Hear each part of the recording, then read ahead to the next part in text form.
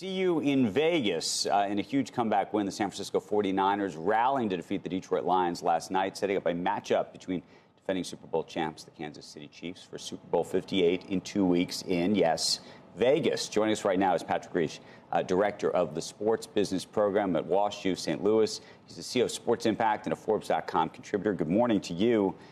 How big a Super Bowl is this going to be? If you were the NFL, Roger Goodell, are you thrilled with this matchup, this lineup? How could you not be, Andrew? It's really a fascinating matchup. You've got arguably now one of the greatest quarterbacks of all time in Patrick Mahomes going against Mr. Irrelevant. Remember, Brock Purdy was the last guy picked in the 2022 draft. You look at the salary difference between the two guys this year, Andrew. Patrick Mahomes making $59 million and Brock Purdy not even making $1 million. But the NFL should be absolutely thrilled for their showcase in Vegas. Okay, what about the ratings? If you were going to make a prediction, how is this going to rank? I think that this will probably rank in the top 10. We have seen a decline over time with ratings, just a slight decline in ratings. What we haven't seen a decline of, Andrew, is the increase in the 30-second price of a commercial, which is going to be $7 million this year. But yeah, absolutely. I think that you're going to see a top 10 Super Bowl. And again, why wouldn't you? I think, Andrew, the other interesting piece of this is going to be the impact that Allegiant Airlines is going to see in terms of brand boost.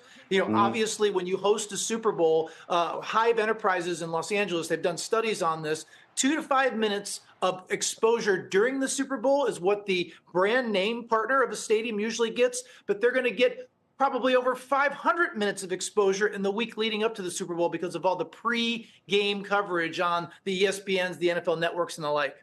Patrick, NFL must love this because of the Taylor Swift factor, but there have been a lot of questions as to whether or not she could make the game because she has a concert in Tokyo on February 10th, the day before the big game in Vegas. What are the odds, or how does that affect or impact ratings, whether she's there or not? I doubt it's going to affect it, Becky, but, we're talking about sports betting, and so people will bet on anything. So I can just imagine that some odds makers are now going to have a betting line, will Taylor Swift make it to the Super Bowl? So I would love to see that betting line somewhere. Okay, so can you tell us there's some new rules. Obviously, this is happening in Vegas this year. Some new rules about sports gambling, about gambling even, among other players unrelated even to the game itself. What's happening?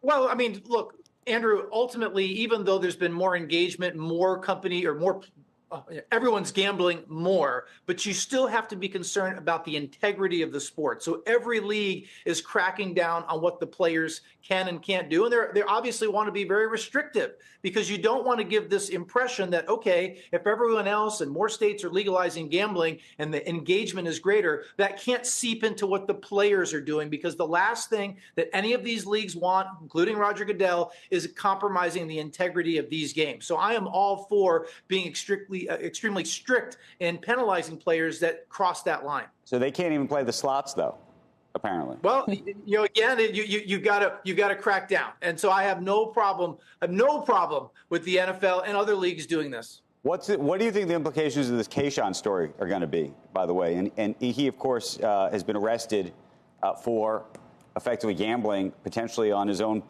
games. This is when he was in college, though.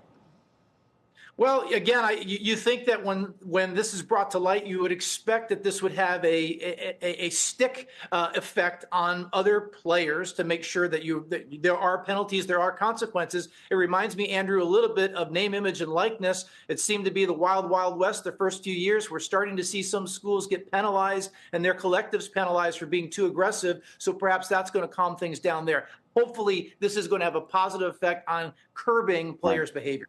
Okay, betting line. Here's you have two bets you got to make. It's really a yes or no question. Bill Belichick, will he be coaching in 25? No. No, he does not return. No, I think he wants to return, but I think this last hiring cycle was extremely fascinating. So no, I don't think he's going to return. Okay, and then my other one is going to be Netflix. For years and years and years, Netflix said never sports, never sports, never sports.